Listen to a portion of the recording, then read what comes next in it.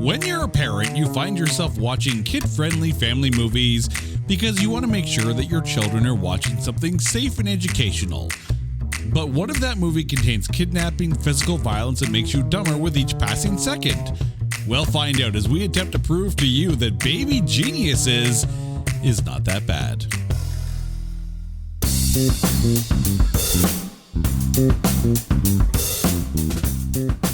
Welcome one and all to It's Not That Bad, the podcast that looks for A grades in B movies.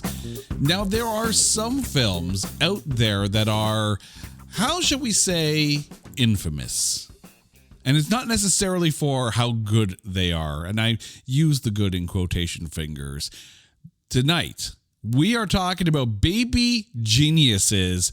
I can't believe I just said that, but here we are. And joining me to go down this road is Alex Whistle. You'll know him as Official AC Remixer. He's been on a number of different episodes. Alex, welcome back to the show. How are you doing, man? I'm doing so good. I'm excited for this one. So, when we were talking about getting you back on the show and you pitching movies, I asked you, what did I ever do to you to make me watch this film? Well, when I originally did, when I suggested Monkey Bone and we did that episode, I was like, man, how can I top this and really, make the experience worth remembering, or I guess at this point trying to forget. Yeah. If by remembering you mean weeks of therapy afterwards, you're kind of in that ballpark. That being said, Monkey Bone wasn't that bad. This one, however, it's kind of infamous. Like this did not fare well at all. No. Yeah, it was a huge risk for me because I'm like, I have a lot of great memories with this movie growing up. And then I watched it for the first time as an adult and I went, oh God, this is going to be a great episode. I was going to say, great memories or repressed memories? Because I'm starting to question if great means what you think it means. My whole childhood's repressed. And I find it funny, too, that when we were preparing for this episode, you sent me this little video over on Facebook Messenger. And it's like, look, I'm watching it on VHS. Also, you have a working VHS player. So, full cred for that one. Well, the one I was watching was my original copy that I got in, what was it, like 99, 2000. And I was like, it's the only thing that survived, really, that and Waterboy. I'm starting to question your movie choices, dude. Like we family and all, but I'm starting to question your movie choices. This is no longer a podcast. This is an intervention. Yeah, I'm waiting for everybody else to just show up here. Yeah. Alex, we have to talk. Yeah. And it's funny too. You said it's like the original VHS that you had. You know how some VHS tapes, as time goes by, if you see those articles, if you have this VHS tape, you might actually be a millionaire. If you have this VHS tape, you might actually have bus fare, I think. Yeah, no. No. Not even. I got pocket lint. That's it. Okay. Dear listeners, we are about to go down this rabbit hole here. But before we tackle Baby Geniuses, it is time to take this movie with a shake of the head and trailerize it. Once upon a time, viewers were horrified when a dancing baby appeared on Ally McBeal and made us never want to hear Hooked on a Feeling again. Now, witness the nightmare fuel that is Baby Geniuses. Two twins, separated at birth, find themselves the subject of scientific experimentation until one little monster gets loose and terrorizes everyone. With a horde of similarly shrunken superthinkers, they'll plot, scheme, and stymie the adults in the room, proving once and for all that age doesn't equal intellect. Coincidentally, that's also proven by voluntarily watching this film after the age of 6. Watch as great actors are dragged through the diaper gravy of a script that is Baby Geniuses. Rated PG for preschool guerrilla warfare. I think we lost Alex on that one. I'm just trying to keep it quiet because I'm like, I can't ruin this. It's a type of gravy of, yeah. Yeah. This film has some things. It has some things that are pure nightmare fuel, but it has some things. But let's go through this film. The movie stars, and I can't believe I'm actually mentioning these actors, these quality award-winning actors. Kathleen Turner, Christopher Lloyd, Peter McNichol, Kim Cattrall, Dom DeLuise, Ruby Dee, and Kyle Howard. The movie is directed by Bob Clark. And if you wonder if Bob Clark is qualified to direct this movie, let me just list some of the titles in his filmography, okay? Because remember, Baby Geniuses is supposed to be a kid's film. He directed Porky's, Porky's 2, Black Christmas, and I kid you not, there was a title in there that says Children Shouldn't Play with Dead Things. That was in his filmography. Perfect guy for this one.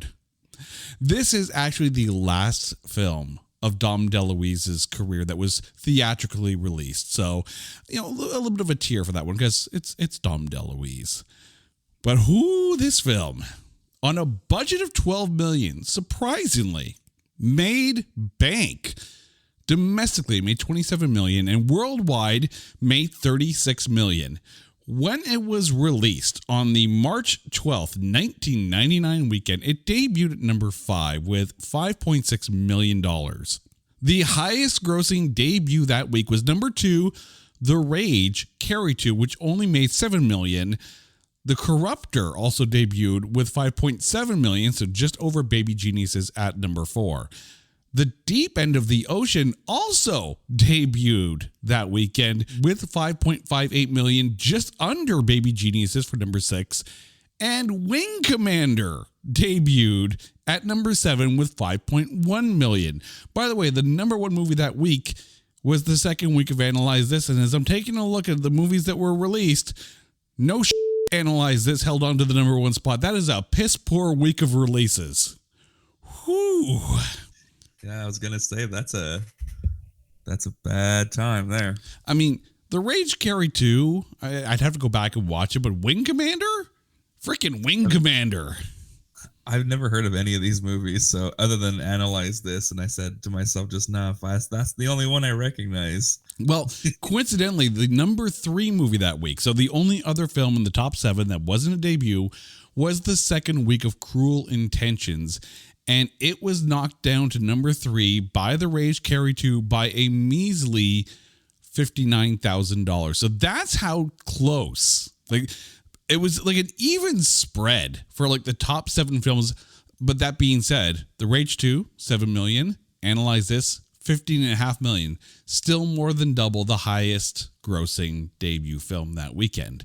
So not a good weekend at the movies. And that trend continued at the 22nd Stinkers Bad Movie Awards. It was nominated for Worst Picture, lost to Wild Wild West. It was also nominated for Most Painfully Unfunny Comedy, lost to Wild Wild West. I'm not going to mention one of the awards that it was nominated for because I am against the idea of children being nominated for a bad acting award. We're just not even going to mention it, okay? Because it's not cool. It's not cool. And the Razzies, I think, were right in getting rid of kids being nominated for bad acting awards. So we're not even going to bring that up because they're kids. They're freaking kids, right? Yeah. Now, Bob Clark, not a kid, he won for Worst Director, and the movie won for Least Special Effects. Woo. I'm going to put this out there. Wild Wild West wasn't that bad. No. It wasn't. This movie, way worse than Wild Wild West. And the critics agree with me. Over at Metacritic, this film has a Metascore of 6. Just 6. Single digits. And over at Rotten Tomatoes, the audience score is 25% and the tomatometer, 2. 2%. So I ask again, what the hell did I do to you to make me watch this film? I'm so sorry. You're not sorry. You're freaking loving this. But here's the thing. I want to put this movie into perspective here. We know that Super Babies, Baby Geniuses 2, or Super Geniuses, or whatever the hell they're calling it, has a 0% tomatometer. Yeah. But as I was doing the research, I discovered there's more. There are 5 Baby Genius films. 5. The hell.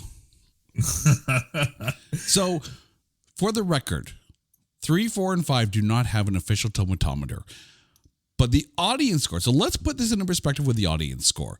So Baby Geniuses 1, a 25% audience score. Baby Geniuses 2, a 24%. Here's where it gets really interesting.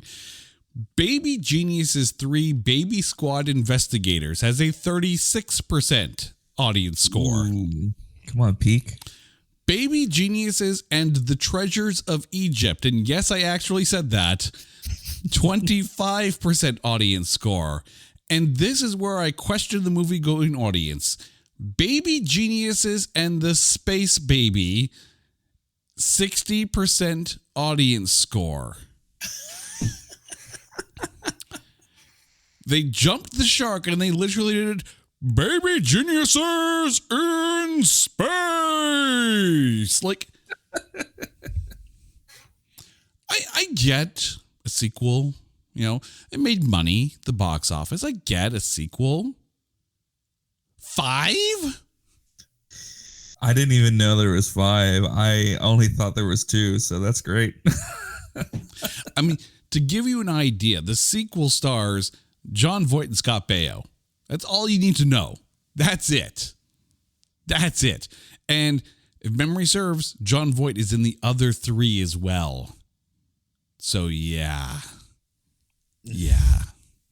We've already had enough of Jon Voight on this show because we did Anaconda. And yeah. But let's get to the breakdown of this film. And we start with the always lovely Kathleen Turner, who plays Dr. Elena Kinder. Get it, Kinder? They're babies. That's the level of meta we're dealing with this script here. But how was Dr. Elena Kinder for you? I really love that actress. And that was one of the things I first thought of when rewatching this movie. I went, wow, how did this big name get in such a stinker of a movie, you know? I think the character is way over the top for what the movie should be. She's very much like, you'll never stop my evil plan. And, stuff happens to her. And it's just like, am I watching the Looney Tunes? Like, I guess it's supposed to be a kid's movie, but like, damn. I mean, there's the thing. We have to recognize, and if you're watching this, if you're looking for Mensa level cinematic storytelling, you picked the wrong VHS tape. But if you're looking for a family fun adventure, the film does do its best to try to provide. And I think Kathleen Turner understood exactly who this film was for, and that's okay, right? So of course she's going to play it up, right? It's almost like a Disney Channel show type villain. And that's okay for the audience that's going to be watching this. Like, Kathleen Turner, you're right. She is absolutely wonderful. I mean, we're talking about the voice of Jessica Rabbit, So, we're talking about War of the Roses. We're talking about Romancing the Stone. We're talking some good quality acting. Oh, yeah. It's a kid's film. It's a family kids film for when parents want to stop watching cartoons. So, of course, she's going to play it up to that level. And I think she kind of hits it there. No, I totally agree. Looking back, it's I think that she is one of the standout characters of the movie because of how well she played that part. Yeah, she understood that stage villain is the way to go when it comes to a family adventure. I mean, even if you think about Steve Martin. I'm glad you mentioned Looney Tunes, because if you go back to Looney Tunes Back in Action, Steve Martin was perfect for that, in that he was very much the stage villain. Kathleen Turner channeled that, kids play, like a family adventure stage play meant for a younger audience, right? Smart acting on her part. She understood the assignment. I can't believe I'm saying this. Christopher Lloyd as Heap. I mean, a paycheck's a paycheck, but how was Christopher Lloyd for you? I think casting Christopher Lloyd in that small of a role was both great and a huge mistake. Like, it's Christopher Lloyd, like, obviously I know him best for the Back to the Future movies, being the main character, the drive of those movies. So to see him be on the poster, the promos, even the movie, like the actual box of the movie, he's barely in the movie. Yeah, it's interesting when you have an actor of that quality, right? And that caliber and that name recognition. Like, let's be honest, it's 1999. Christopher Lloyd is still absolutely name recognition. Yeah. And I think the role, he approached the role, I think, very well, in that he didn't try to match Kathleen Turner's bigness in the role, for lack of a better term. He was subtle. He was evil, and again, in a kid-friendly kind of way.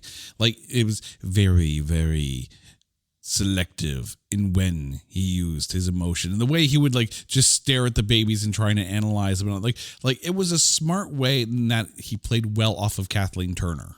Mm-hmm. Me especially, when there's this scene where they're in the lab and he's pacing the room and the main baby Sly is also imitating, and they lock eyes, and Christopher Lloyd, all he had to do was snap his fingers and those kids knew that he meant business. So when you say that he played evil, like, that is, he was that evil villain. Yeah. Here's clearly a doctor who has been playing mind games with these kids since they were born. And keep in mind, in the film, they're supposed to be about 2 years old. So it's, that's how long they've been continuously and constantly under surveillance and scrutinized and analyzed, 8 ways from Sunday. So yes, it's a power position for Heap. And again, the fact that he does it in a very screen villain, if Kathleen Turner is the stage villain, Christopher Lloyd is definitely the screen villain. Everything is in nuance and subtlety as opposed to grandioseness and in your faceness. Very much so. Yeah. Like, Kathleen Turner was projecting to the back of the theater, whereas Christopher Lloyd was bringing you into the screen. And you get very different villains. But that's so much better than when you had a movie like Batman Forever and you had Jim Carrey and Tommy Lee Jones trying to both out decibel meter each other.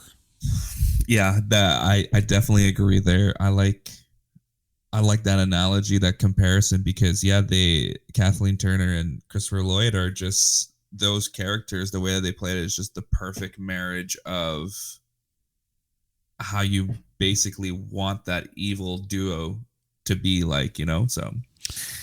The other thing too is that had Christopher Lloyd gone stage presence, if you will, had he gone a little on the crazy side, one would instantly draw the comparisons to Doc Brown from Back to the Future. And I think this was a conscious decision in order to avoid those kind of comparisons, because here we got another lab coat, weirdo who's doing scientific experimentation. One could easily draw the parallel, but I think this performance distinctly puts a line in the sand between the two characters. Absolutely. Peter McNichol, who played Dan Bobbins. Now, I need to point this out because in the trailer eyes, we kind of had a little bit of fun with this, in that on the show Ally McBeal, there was this whole the dancing baby thing, and that was supposed to signify that Ally McBeal's internal clock is ticking, right? And they start dancing. Peter McNichol was in that show. He should know better than to deal with crazy animated babies. But yeah, here he is again. But how was he as Dan Bobbins for you?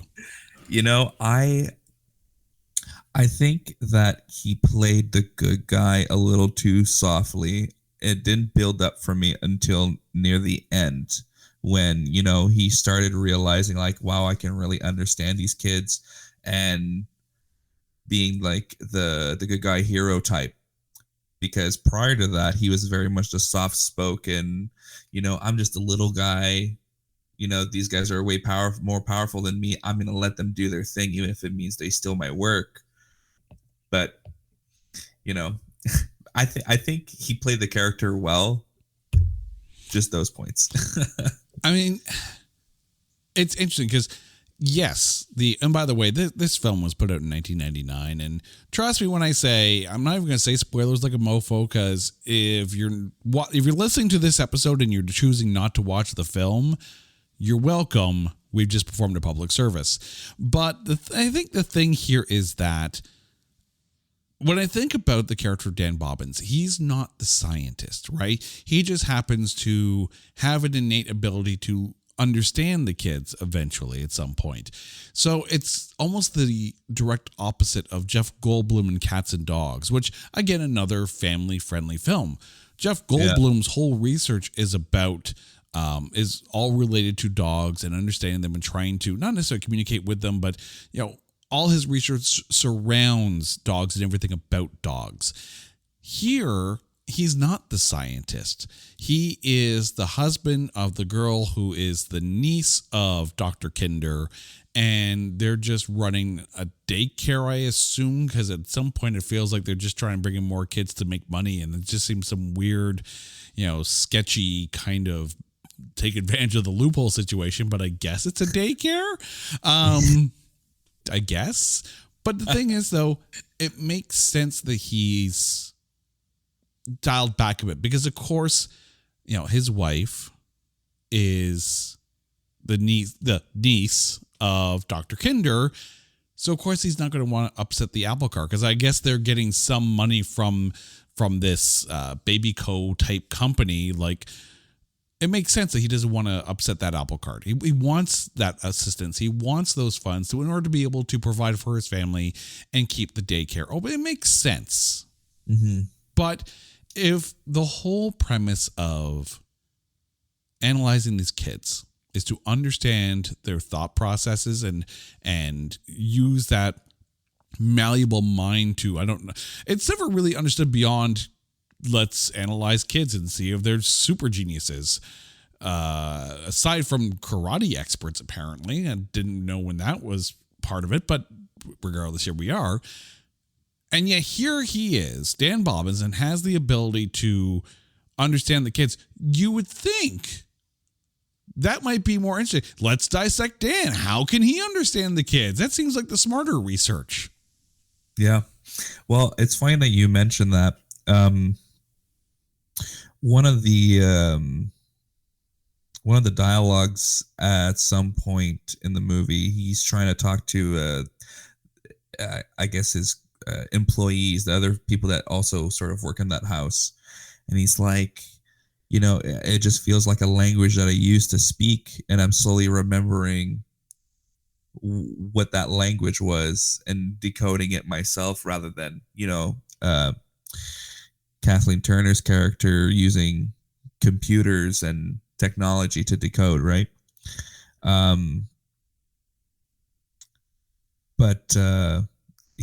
Yeah, no, I'd love to know what's really going on within, like, what's his backstory? How are they there?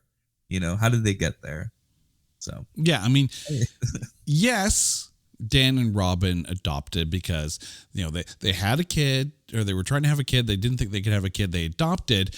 You know, this is where I guess Elena kind of came in and said, you know, here, we'll set this up here. You can adopt this kid. Of course, they took the twin so they could run their experiment, and all of a sudden they could have a kid. So now all of a sudden they're thinking more kids. The whole works. So I get it, but there's just so many missing potentials here. And I think I'm going to be saying that a lot about this film.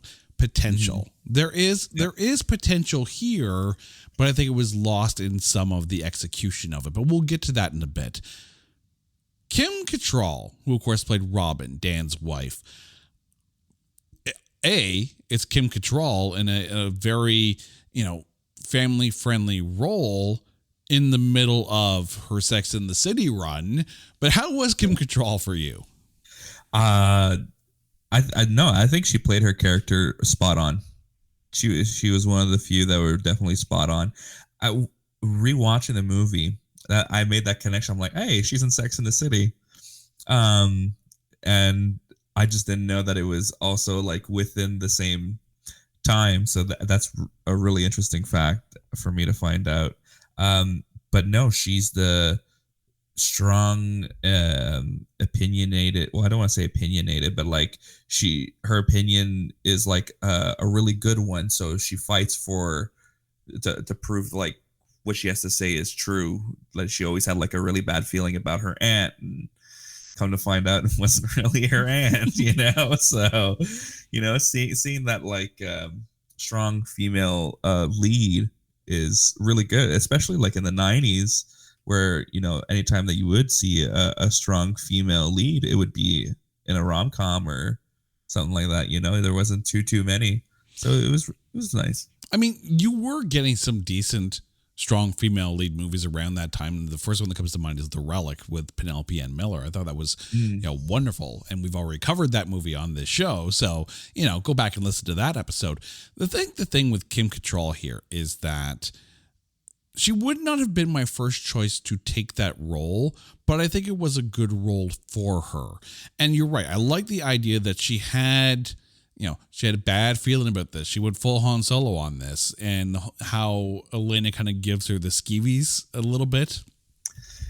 But that being said, it also puts her in a position that this is her aunt that is helping provide for them and giving them the ability to run this daycare and doing a lot for them from behind the scenes. So you're there and you accept the help, but you're not exactly happy that you're accepting the help because you're breaking out in hives every time you're around her. So it's there and it's set up.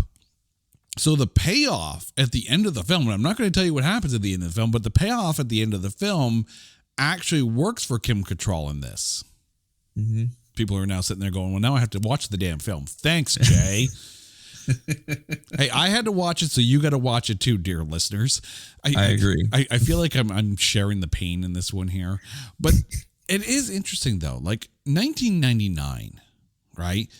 We're already a year into Sex and the City, and I recognize that it takes a while to get these movies out. And in fairness, this movie did get pushed back quite a bit because there was a lot that went into making the babies quote unquote talk, because yes, they had babies that were filmed there, but then they used computer graphics in order to be able to move the mouths. So rather than a movie like Look Who's Talking, where the kid would just look towards the camera and then all of a sudden you hear Bruce Willis's voice, but there's no lip movement, here they made it look like they were actually talking. So I'm going to ask you this before we move on to some of the smaller characters.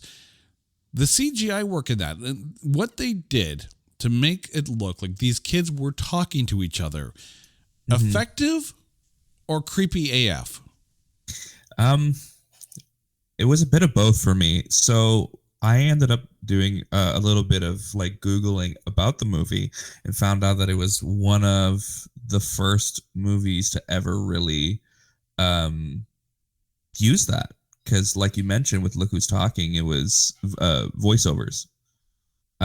So I think that's really interesting. And what I think is also a really cool or a neat connection, if you do have it on tape and you're watching the commercials before the movie starts, they're promoting Stuart Little, which also was one of the first ever movies to feature an animated rodent, full functional animatronics and CGI clothing. So to have a lot of these firsts surrounding this one movie and just see how its effect, its effect on the future of CGI and sort of like those cool visual effects. It's really neat to see where it kind of all started. It is creepy when you, at some points in the movie, you can definitely tell when the baby was already moving its face naturally, and then the lips were kind of added as well, versus a baby that's perfectly still, and they're trying to use the visual effects to sort of, because you could see the lips weren't doing this, they were doing this instead.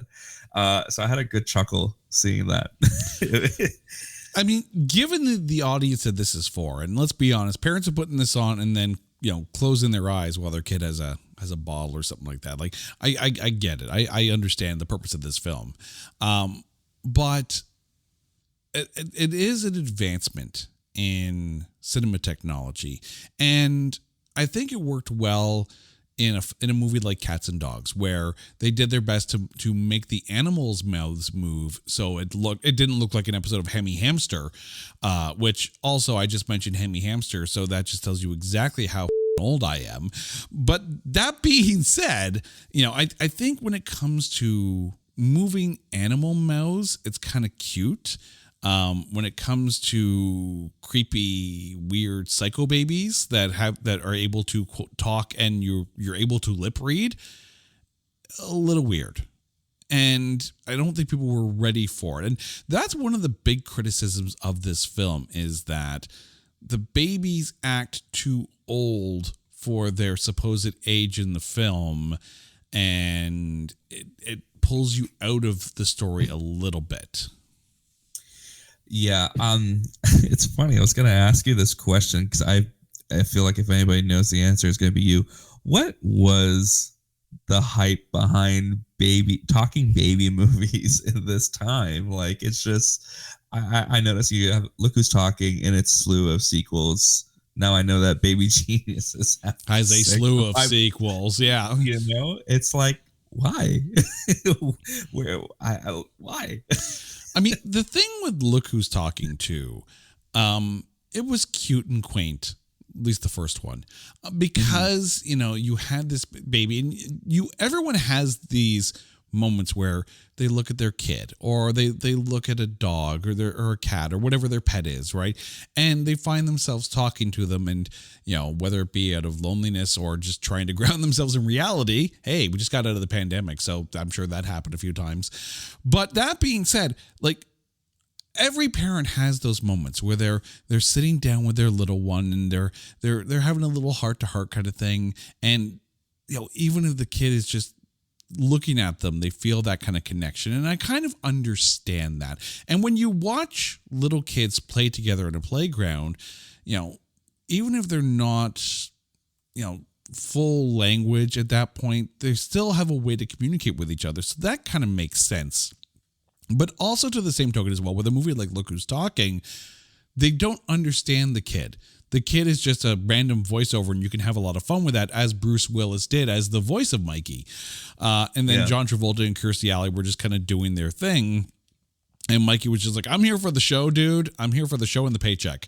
But here, they're observing kids, because there's this whole idea that, you know, young children's minds are so malleable that they're able to come up with ideas and thought processes and solutions to problems that people who are a little bit older and their minds aren't as flexible aren't able to come up with. And there's a fascinating storyline in that very concept alone. But I think this movie got bogged down with the slapsticky humor, as opposed to solidifying the plot and the reasons why Dr. Kinder and Heap are studying these children, because that whole process gets lost while the kids are off disco dancing and doing whatever the hell they're doing.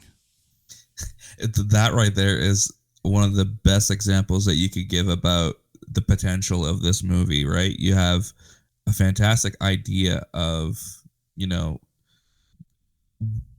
like about these kids communicating and whatnot, and then for this movie specifically, some of them have, you know, super talents like karate and puzzle solving and whatnot. Like, it would be cool to see a not so kid friendly version of this, you know. Well, I mean, you take a movie like Strays that was out in theaters last year, and, you know, you have characters like the narrator dog who are sitting there and, you know, clearly evil in their mind, yet they're still a cute dog. So that kind of makes sense. And I mean, like, it's a movie trope, you know, like the dad who's trying to get their act together and just try to do the right thing for their family. And they're sitting down in the kid's room and telling all their woes to this kid who's not going to respond because they're a little kid. And then someone's like watching from the door or listening from the hall kind of thing and having the tear moment. And I can name you a million movies like that. Jersey Girl, like seriously, like you have those moments, right? But here it's the thought that these kids actually do have high intellectual or at least malleable thought processes that they're trying to tap into, but it never really goes beyond understanding or trying to understand how they communicate with each other rather than put them in some kind of Vulcan thought workshop or sweatshop, for lack of a better term, and put these complex problems in front of them to see if you get the whole infinite monkeys solution where, you know, put them in front of typewriters and eventually you get Shakespeare. We don't have that here. And you could, and would have made it make sense a little bit more. Instead, it's just a, you know, kids rule the world kind of comedy, which is okay in itself, but, you know, streamline it one way or the other. You can't walk down the middle of the road. No. Dom DeLuise, who's an absolute gem, as Lenny the handyman around the daycare. How was he for you? I really love that character. It's so funny. At the time, I didn't know who he was. And then once I was doing a little bit of research after watching it for this, I saw who he was. I saw his slew of filmography, and I'm just like, wow, like this is insane. I love his character. It's almost giving me the same connection I had when watching Hagrid. You know, you got this big bearded guy. He's lovable. He knows how to interact with these kids. He also has a bit of that like slapstick-esque delivery to his character, which I really like, because they also have that slapstick-ish like Three Stooges moment with Sly. And I'm like, was it good? Not as good as Lenny, you know? Because like, you know, it's just watching almost like a master go at work. You know, he had really good delivery. And yeah. I think Hagrid is maybe the perfect analogy for Dom DeLuise's character in this, because, you know, Hagrid looked after Harry and Hermione and Ron and all the kids at Hogwarts in a way that he was still there to do a job. He wasn't necessarily, you know, a teacher, but he was there to help look after Hogwarts and the kids in a very gentle giant kind of manner. Here, Lenny kind of does the same thing. He's the handyman around the house. He's the one who drives the bus, which, by the way, needs to be pointed out. This is like a preschool daycare, at least the way it's played out. Mm-hmm. They have a school bus. None of these kids have seatbelts. Lenny is endangering every single child in that daycare. Listen, I gotta be fair here. When I was in preschool and daycare, there was also a school bus, and this was in the 90s as well. So no seatbelts there. So I think it was just a common thing for the time, maybe. I don't know. I'm starting to think that the things we went through as kids, if you go back and look there and say, by all rights, I shouldn't be alive with the that was pulled off when we were kids, and yet we're still here, so I guess it's okay.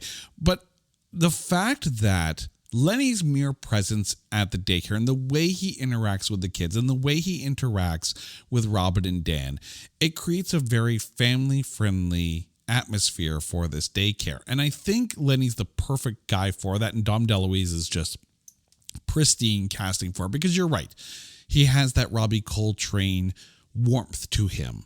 in this role. He was necessary. He was absolutely necessary. I just wish you had more moments with Lenny playing with the kids and the kids talking to him, but him not understanding them. So that would, in essence, A, emphasize that the kids are smart and they talk to each other and they have their own language, but B, it makes Dan's ability to understand the children even more effective because Lenny, who's there with them all the time, can't understand them. Yeah. Ruby Dee, who played Margot, the housekeeper, sass for days. What did you think? I love that character. It's so funny. When I finished watching a movie and I was going through, and then I clicked on Ruby Dee's Wikipedia page. I believe it was a picture of them younger, and I went, "Is it that lady from Star Trek?" No, it's not Nichelle Nichols. Yeah, well, I quickly found that out. But no, I love the quick humor of that character, the snapbacks with Dickie. I'm blanking. Dickie, that's his name. I was like, I know it's Ice Pick at some point, but anyways, but just it's that banter that I have now with, you know, grandparents and stuff like that, and or like even with parents that are like not necessarily roasting you, but you kind of have that banter, and it's still friendly, even though it kind of stings for that specific person. And you know, the look on Dickie's face when he gets a snap back at them, and how proud he is that he got her like speechless. You know, it's perfect. Okay. Before I give you my thought process on Ruby Dee, we need to jump ahead a little bit here and talk about Kyle Howard, who played Dickie / Ice Pick. And I'm going to need a Snickers bar after this, so bear with me here. Okay. Who the is this kid? Where does he come from? Whose kid is he? Was he a kid that was just left at the daycare and grew up there because his parents didn't want him anymore? Who is he? Why is he there? The character of Dickie? Yes. He works there. What does he do?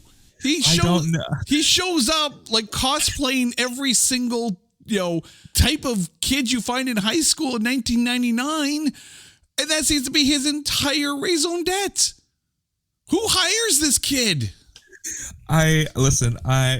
So watching this movie now, I can I love watching these older movies that I used to watch because I now hear things that I didn't quite understand before or that I didn't notice before. But with Dickie, you find out that he's basically being all these characters in order to get himself fired and rebel against the authority figures in that workplace, but they don't want to fire him because he's so good with the kids. You just don't see what he does with these kids. But that's the thing. We don't see him interact with the kids at all. At all. Like, we see Lenny interact with the kids. We see Ruby Dee as Margot interact with the kids. We see Dan and Robin interact with the kids. The does Dickie do? I think his sole purpose in that house is to just say sarcastic comments in moments like when they're all together as a family. He goes, "Oh, what a Kodak moment!" It's like, is that why you're here? Is that what you're here for? Like, I fully get that some characters are there specifically for comedic relief, but the problem is Dickie serves zero purpose in the grand scheme of things. And the problem is all the good lines that Margot has in this film are related to smacking Dickie down. If Dickie's not there, then Margot has nothing else to do. Get rid of Dickie because he ain't doing shit. And again, I don't mean this to diss on Kyle Howard because he's working with the script he's given here. So understand, I'm not picking on him, the actor. I'm picking on the role here. But the fact that he doesn't do a damn thing except for get in the way and get hypnotized by some 2-year-old because apparently he's that weak-minded, He ain't no Jabba. He ain't no Jabba. The thing is, though, if you get rid of Dickie, then while Lenny's trying to take care of the kids in the daycare, Margot can be there to help out and also try to, take care of Lenny in a very, non-married yet very strong friendship kind of relationship, and again creates the family atmosphere around the daycare. Dickie distracts Margot from everything else that's going on. Margot could have been more effective had we not had this extra character not doing anything. No, I totally agree. And I didn't Google this, but I wonder if there's a DVD copy of this movie with like deleted scenes to help sort of mesh that character and just sort of see him developing that maybe just got cut from the movie, but I don't know. If you're going to cut his, the meat of his character, then just cut the damn character. Straight up. It reminds me of, and this is, I'm going to bring up a comic gem, like a pure, bastion of great comedy, with a role that I just would hit the eject button on. The movie Airplane. We all agree that Airplane is a phenomenal film. Funny as hell. Steve Stucker in this movie as the air traffic controller who's making all the funny quips and whatnot and being really, really out there. He's not needed. He's not funny because he's so, it's almost like he's breaking the fourth wall. And while everyone else is taking this very seriously, he's, doing almost like vaudeville style kind of bad comedy. And it feels forced and shoehorned. Dickie in this movie feels forced and shoehorned into the script to create another level of comedy that again takes away from the actual plot of the film.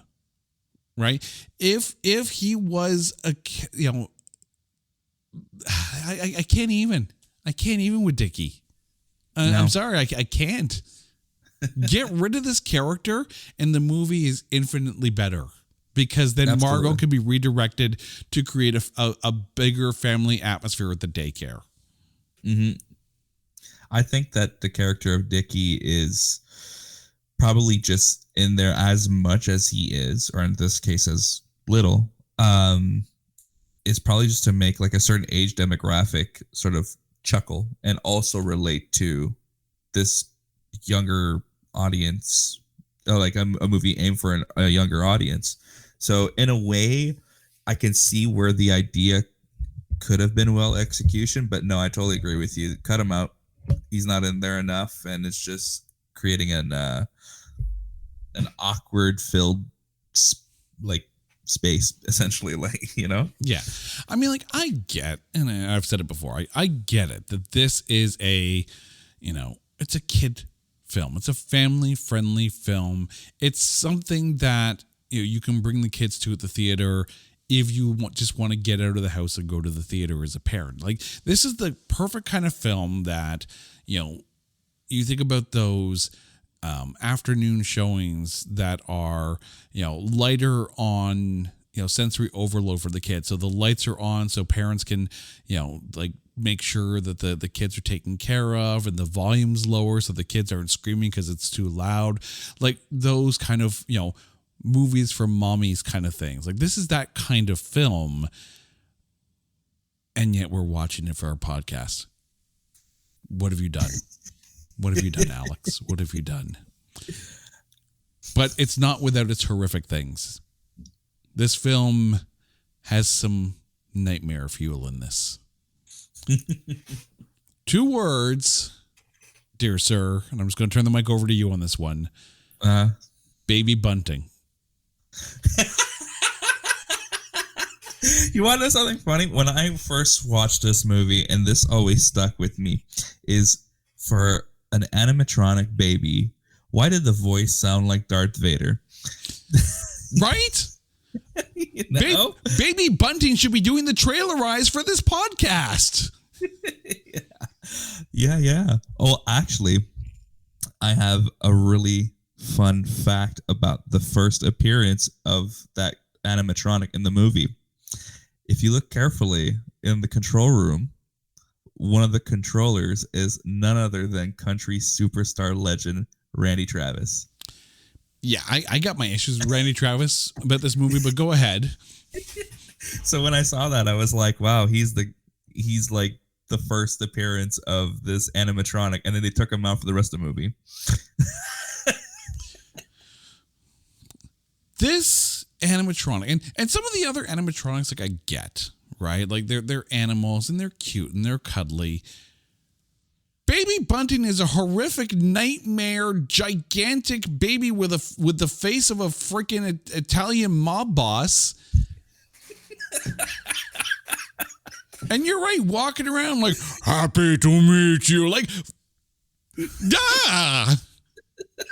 all the human animatronics in this movie, especially during the action scene where they all come to life. They're the Santa Claus, the elf, and all that stuff. Nightmare fuel. Right? Nightmare fuel. Like, this is, I can't even begin. They're literally caricatures pulled out of someone's nightmare, slapped onto a robot, like, and set loose on people. It feels like they snuck the cameras in after Doctor Who finished doing their Christmas special and said, let's take all the villains and monsters and put a bunch of babies in there too. Yeah, right. Because that's what kind of feels like. That's the kind of horrific that you would see in the Doctor Who Christmas special. Also, I love the Doctor Who Christmas special, but still, like, and the thing is, there's no rhyme or reason why these horrifying, like, Chucky is sitting there going, that's an ugly goddamn baby. Seriously. Like, yeah. If these animatronics were used to induce reactions by the baby so they could monitor brain patterns, then you have a reason to have this gigantic walking Rob Zombie stage prop. I would love to see that, by the way, live. Oh, dear God. Dear Rob Zombie, please find Baby Bunting and have him on stage with you. You will terrify your entire audience. That's so metal.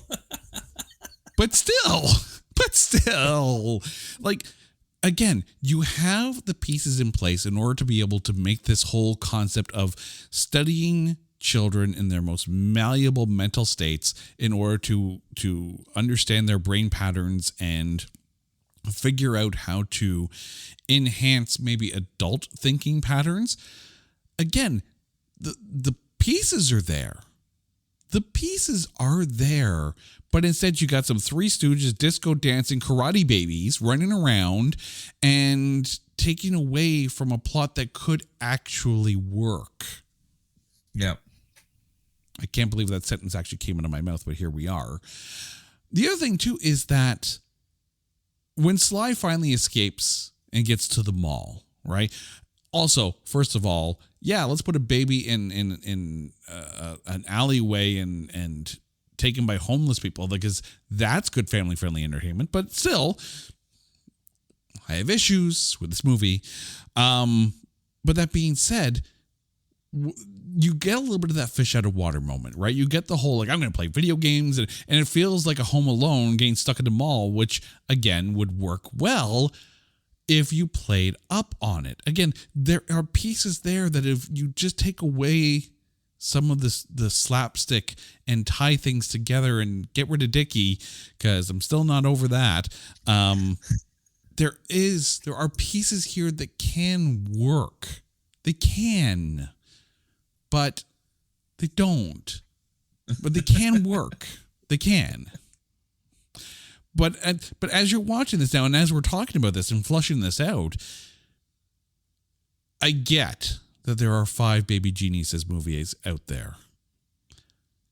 If a property like this were to be picked up by like a Disney or something like that, and or a company like a Tubi, right, that's looking for a property to kind of, you know, throw to their family audiences, because families are going to be leaning on fast networks because, hey, guess what? It's free, right? All you need is the internet. can a property like this, reworked, work today given today's technology if the storyline is streamlined? Absolutely. I think because of its original time and it being, the first of its kind, and the technology still being new versus nowadays where, 99% of our movies are, or at least the action ones, are, CGI. Look at Avengers and all like the Marvel stuff. There's so much CGI there that it'll be easier to work with. There's a lot, especially nowadays, there's a lot of younger actors who look younger than what they actually are. So it's a lot easier for those types of people to enhance the roles. Because if you watch the original Baby Geniuses, especially during like the disco scene specifically, I'll talk about that one. I saw a behind the scenes video, which I couldn't find again, where it was a little person that was dancing, and they CGI'd the baby's face onto the body. So if you rewatch the movie, you can actually see that it's two different graphics. You could tell that this has been added on after. So I think nowadays, where you have, like I said, the actors who look a lot younger, they could do these action scenes and it not look so bad. Or just like how we were talking, how there's a lot of potential with the plot and stuff. I think now that they know what the plot is supposed to be, get rid of Dickie and you got yourself a good movie nowadays. Just Dickie. Just keep Dickie. That's it. Yeah. Super Dickie. The other thing, though, is that I don't know if you want to go down an animated road with this, because the Boss Baby exists. And the Boss Baby kind of leans into some of the things that could have worked with this film.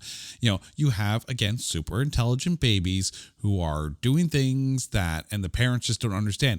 Boss Baby, I think, is the better Baby Geniuses kind of film. And I don't know if you could do a Baby Geniuses now because Boss Baby exists. I can see your point. That animation studio, I don't want to say it's Illumination, but like Illumination sort of style, right? Mm-hmm. Have done such a fantastic job within that sort of animation style. They look like passable humans, and they don't look too overly cartoony. Mm-hmm. Like it's not Looney Tunes sort of thing, right? So I totally understand what you mean by Boss Baby is definitely the better kind. I agree. I say this as a father, right, who has kids who watch the Boss Baby, in short doses, in the Netflix series, in short doses, Boss Baby is actually better than the movie, especially the second movie. I think if you took Baby Geniuses into a, short 10 episode type season in small doses, again, it could work. And even there's room for a character like Dickie because you have the space to flush out a purpose for Dickie. Which I can't believe I just said that, but here we are. The thing is, and again, I've been harping on this character far too much. It should be known. Kyle Howard, you did a good job with what you had as far as the script goes. The script didn't do you any favors. That's just it. Did you feel I had to point this out, and I'm putting my notes because at the time it took a while to get here. This is an hour and a half film, and it wasn't until 45 minutes till we had the switch. Did that feel too long to you, or was it the right time for it? I felt like the entire flow of the movie and how it progressed was a little bit all over the place. So seeing that the real meat only came like more closer to the end of the movie than, more middle-ish. No, definitely felt wrong.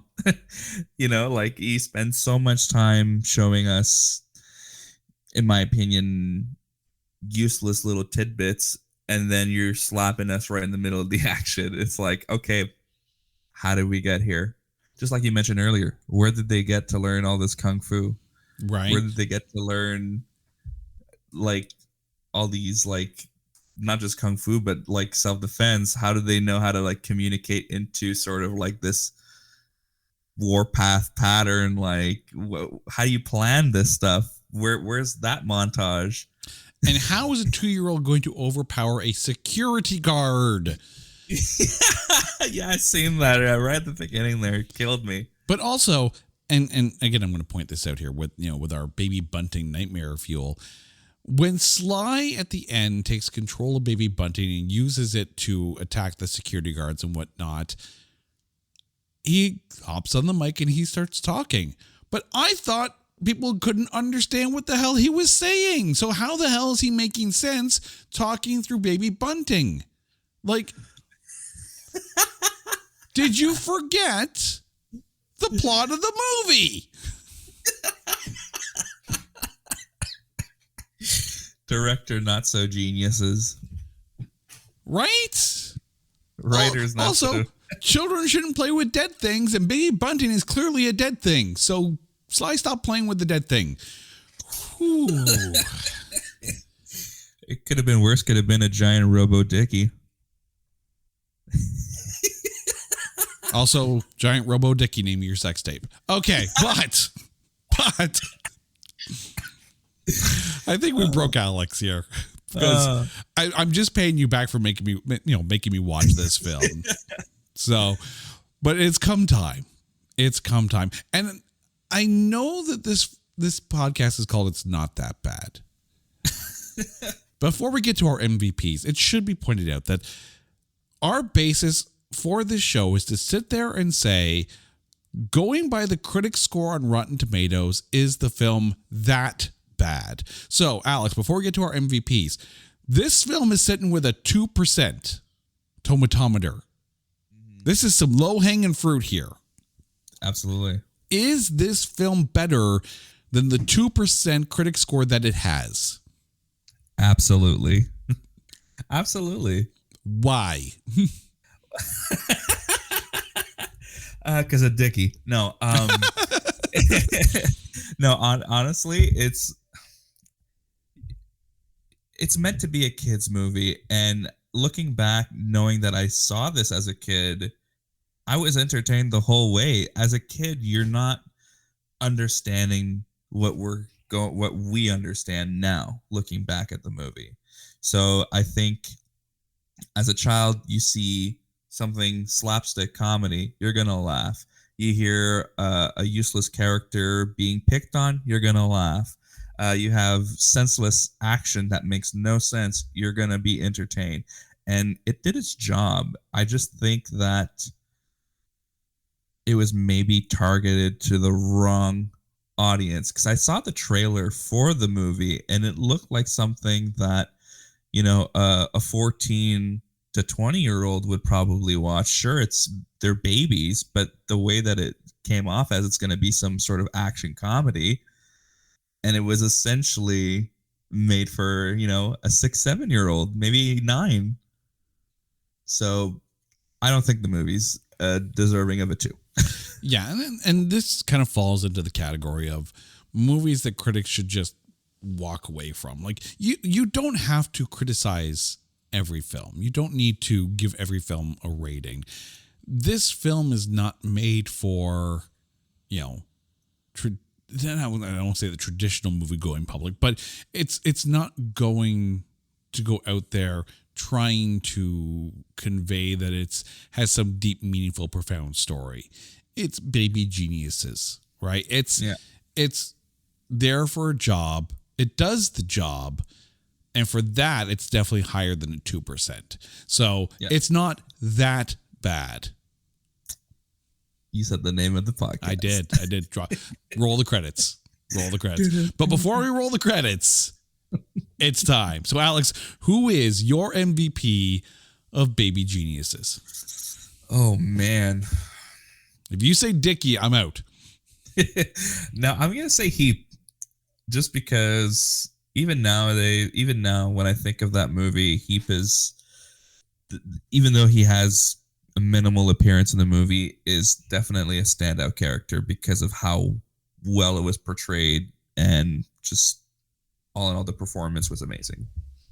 You know what's funny? As we were talking about one of the characters in this film, I had Peter McNichol written down. And I think part of the reason why I had Peter McNichol written down is that every now and then an actor does a role, and the minute they come up in any other role, you instantly hear that character.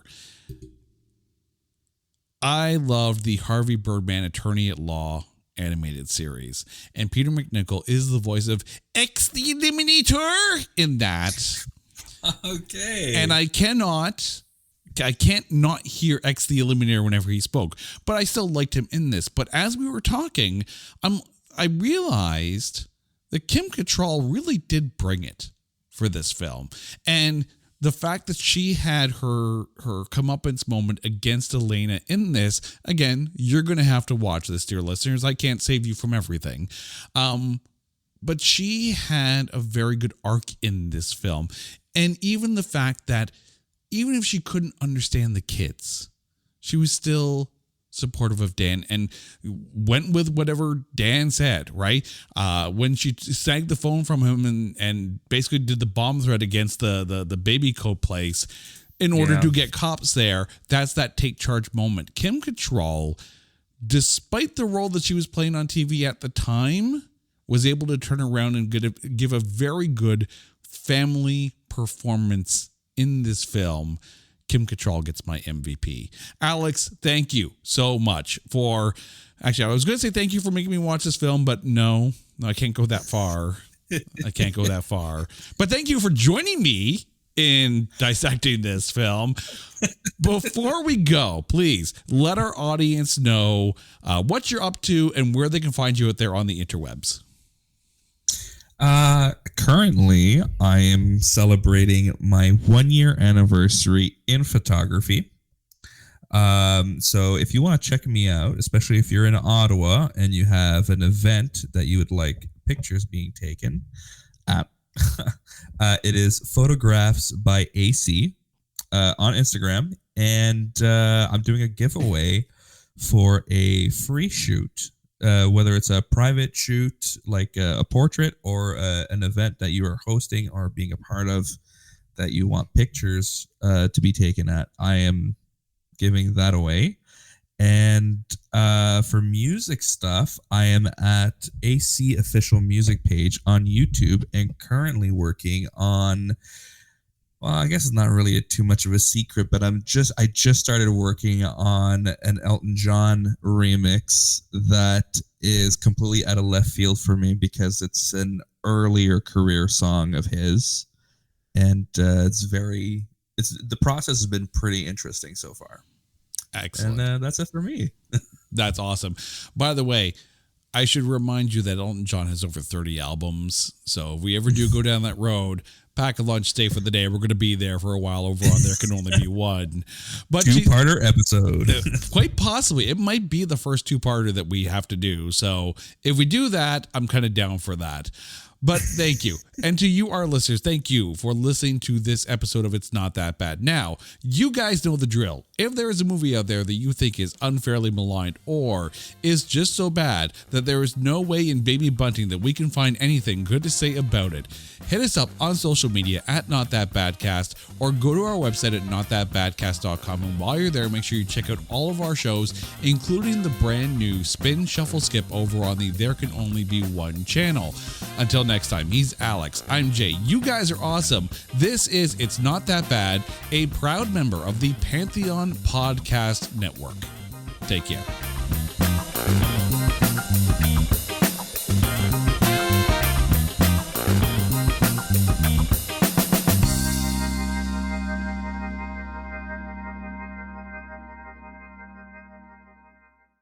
celebrate joining Pantheon Podcasts, Rock Camp, the podcast, the official podcast of Rock and Roll Fantasy Camp, is giving away a guitar signed by Mike Portnoy of Dream Theater, Marty Friedman, formerly of Megadeth, and legendary shredder Zakk Wylde, plus our rockstar counselors like Vinny Appice, Monty Pittman, and more. To enter to win, simply follow, rate, and review our podcast on your preferred platform, and that's all you have to do. For more information, go to rockcamp.com/podcast.